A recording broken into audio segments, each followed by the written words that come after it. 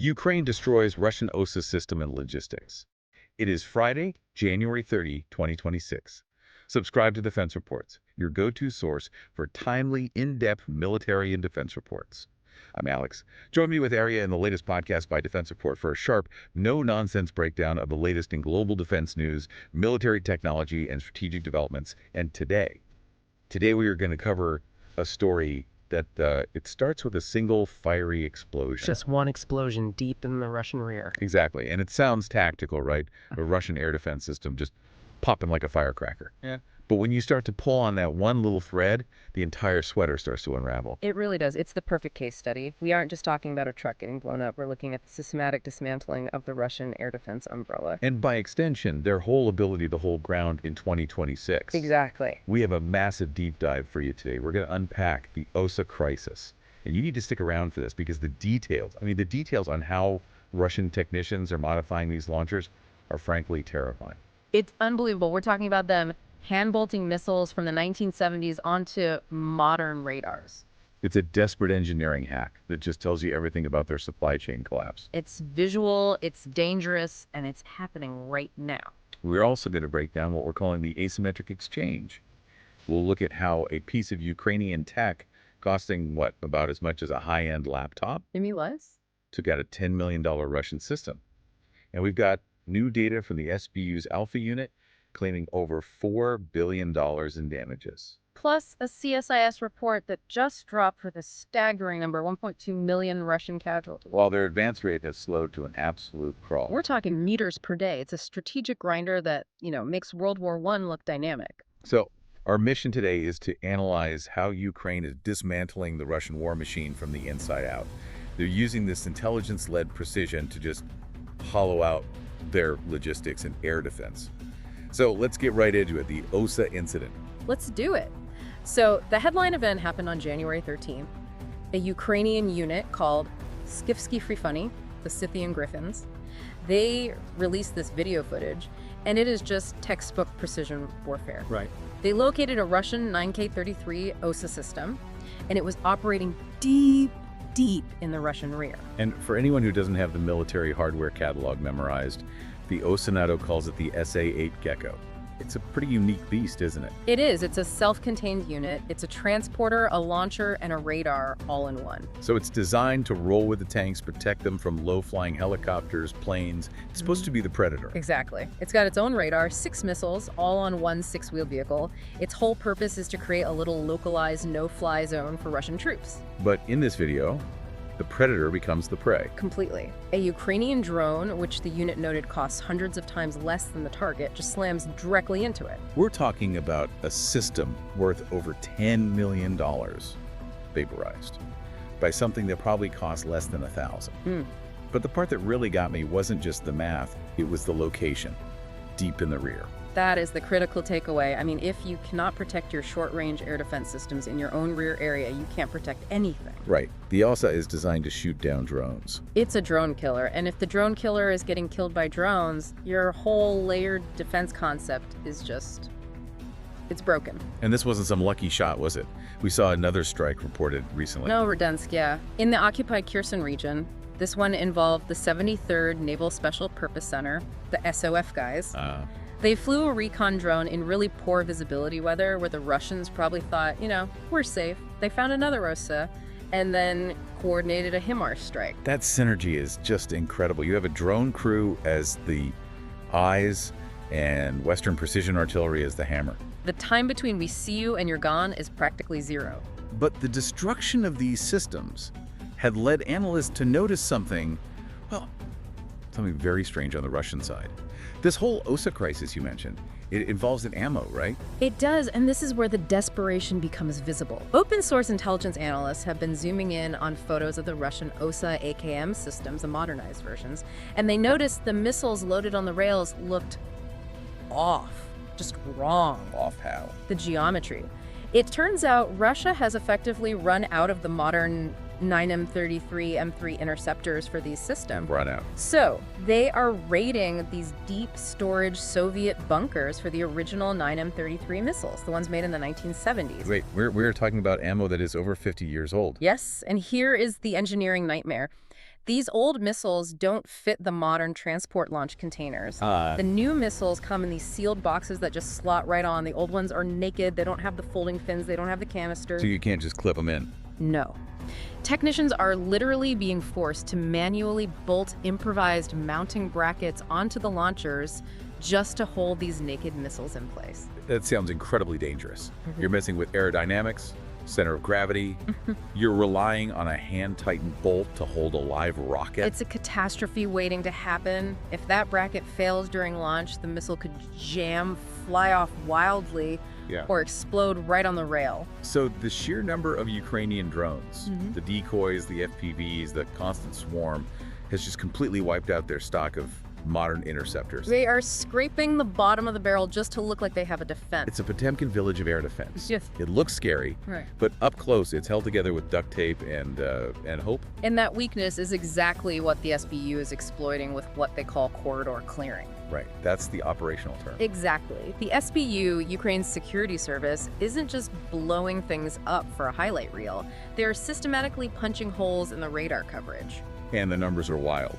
The SBU claims they've destroyed or disabled nearly $4 billion worth of Russian air defense systems in the past year. It's a huge number. S-300s, S-400s, Bucks, Pantsers. The Alpha Special Operations Center seems to be leading this charge. Alpha has been incredibly effective. But think about the strategy. If Russian air defense is a roof, Ukraine doesn't need to tear down the whole thing. They just need to smash a few skylights to let their drones through. So by taking out specific OSA and Buck systems, they create these safe corridors. Highways in the sky. It allows their long-range drones to travel hundreds of kilometers into Russia without being detected. And we saw the payoff of that strategy on January 28th with that greatest hits video the SBU released. A compilation of strikes on 5 different airfields. They claim to have hit 15 aircraft. We're talking Su-34 bombers, Su-30s, even MiG-31 interceptors. The damage estimate on that campaign alone is over $1 billion. But tactically, hitting the planes on the ground, that's the only real way to stop the glide bombs, isn't it?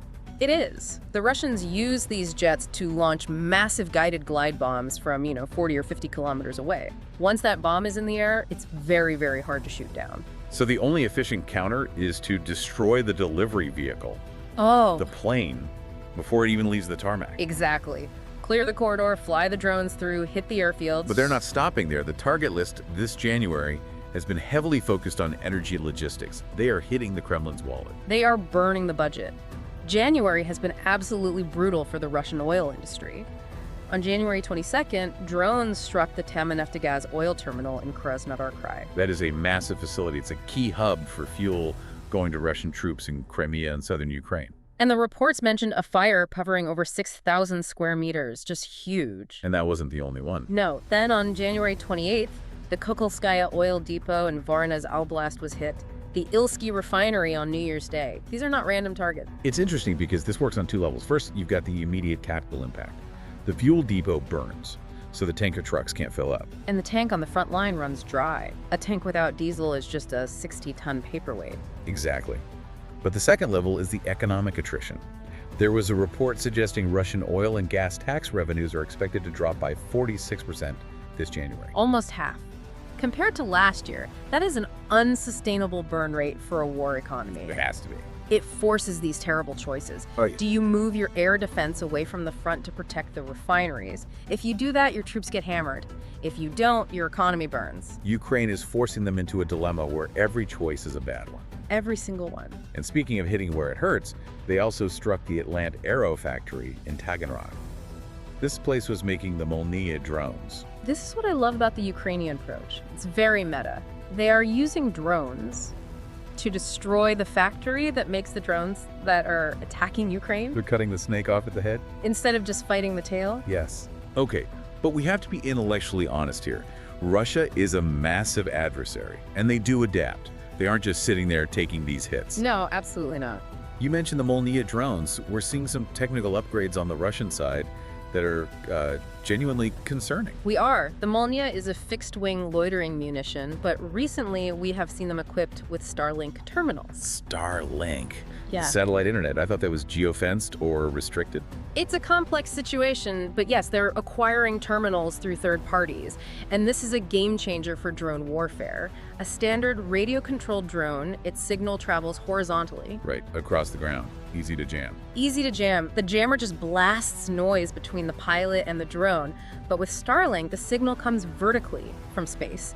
It's high bandwidth, low latency, and extremely difficult to jam with traditional ground-based EW. And they are using this new range to hit deep. We've seen them striking the E50 highway, 50 kilometers behind Ukrainian lines? That's a major logistics artery. They are trying to replicate Ukraine's success, interdicting supply lines. And they're also trying to solve their leadership crisis with technology. There are reports they are testing an AI system called SWOD. SWOD. It sounds ominous. What's the goal there? It's a situational awareness tool. It's designed to help junior officers make decisions. We know the Russian military is very rigid, very top-down. Their lieutenants don't have the authority to make quick calls. Or the training. So SWOD is supposed to use AI to process battlefield data and essentially tell them what to do. So, Siri, how do I command this battalion? Kind of. They're trying to automate competence because they can't seem to train for it. But while Russia leans on AI and imported Starlinks, Ukraine is leaning into what I'd call MacGyver engineering. The FrankenSAM program is just brilliant. I love that name, FrankenSAM. It's basically mixing and matching parts, right? It's born of necessity. Ukraine has plenty of old Soviet launchers, look, OSA, but they're out of missiles. They have plenty of advanced Western missiles like the American Sidewinder or the British SRAM, but no launchers. So they engineered a way to make them. And that's not like plugging a USB into a computer. You're talking about an analog Soviet radar from the 80s talking to a digital Western missile from the 2020s. Yeah, must be incredibly difficult engineering. They had to build custom adapters, write software bridges. But it works. It keeps those air defense systems alive and lethal. And then there's the naval innovation, using their Sea Baby naval drones, not just as kamikaze boats, but as radio relays. This solves the physics problem of the horizon. If you want to fly a drone into Crimea, eventually the curvature of the Earth blocks your signal. So they park a robot boat in the middle of the Black Sea to act as a Wi-Fi extender. Essentially, yes. The boat boosts the signal, allowing their heavy Baba Yaga bombers to fly all the way to Crimea and hit radar stations that thought they were safely out of range. It's just relentless innovation. But we need to pivot to the strategic picture. We've talked about the tech in the rear, but on the ground, in the trenches, the reality is horrific. It is. A new report from CSIS, the Center for Strategic and International Studies on January 27th, puts a number on the human cost. And it's a big one. They estimate Russian casualties killed and wounded at nearly 1.2 million since the start of the full-scale invasion. 1.2 million. I mean, that's more than the population of many European capitals. It's a number that's hard to get your head around. It is more losses than any major power has suffered in any war since World War II. And you have to ask, for what? The report says the Russian advance rate is currently between 15 and 70 meters per day. Meters, not kilometers. Meters. To put that in perspective, that is slower than the movement of armies during the Battle of the Somme in World War I. They are trading thousands of lives for a single hedgerow. A meat grinder in the truest sense of the word. It is. The front line is frozen in mud and blood. Cool. And that's exactly why the dynamic part of the war has shifted to the air and to the rear. Ukraine realizes they can't win a shoving match against 1.2 million bodies. So they're destroying the logistics that keep those bodies fed and armed. And keeping that Russian machine running requires a massive lifeline from the outside. China is the elephant in the room here. They are the engine room. Absolutely. Reports indicate China has provided over $1 billion in dual-use components. CNC machines, microchips, optics. These are the guts of the Oreshnik missiles and the Shahed drones. Without that support, the OSA crisis wouldn't just be about one system. The entire Russian military-industrial complex would grind to a halt. There was also some diplomatic noise recently. I saw headlines that Trump claimed Putin agreed to a one-week halt on energy strikes because of the cold. We need to be very skeptical of that. The Institute for the Study of War assesses that a pause like that likely benefits Russia more than Ukraine. It lets them stockpile missiles for a bigger, more coordinated strike later. It's not humanitarianism, it's logistics disguised as diplomacy. Right. But on the side of genuine support, we did get confirmation from Senator Marco Rubio that the security guarantees between the U.S. and Ukraine have been finalized. Which is vital. It signals that despite political turbulence, the long-term support architecture is being locked in. Ukraine isn't fighting alone. So if we zoom out and look at this whole landscape, the destroyed OSA, the burning oil terminals, the FrankenSAM, the 1.2 million casualties, what is the big takeaway for you? The takeaway is that the traditional concept of a front line is dead. Ukraine has proven that with enough intelligence and asymmetric tech, they can turn the enemy's deep rear into a primary kill zone. So Russia's advancing by meters on the ground. Walking into a wall of fire while simultaneously losing the war for their own airspace and their own infrastructure, they're bleeding cash and equipment faster than they can replace it. Right. When a superpower is forced to bolt 1970s missiles onto trucks by hand just to stay in the fight, the facade of invincibility is just gone. Yeah. It's a race between Russian mass and Ukrainian innovation. And right now, innovation is winning. Here's a final provocative thought for you to mull over. We talked about how a $500 drone can kill a $10 million system. We talked about factories burning 1,000 kilometers from the border. In this new era of warfare is the concept of a safe rear area, gone forever. If a pilot looking at a screen hundreds of miles away can strike you anywhere, at any time, can a military ever truly rest? That is the question that should keep every commander up at night. You've been listening to Defense Report by Alex and Arya, where we analyze the latest in military strategy, global defense, and advanced weaponry. Thanks for listening. Subscribe to Defense Reports, your go-to source for timely, in-depth military and defense reports. We'll catch you next time.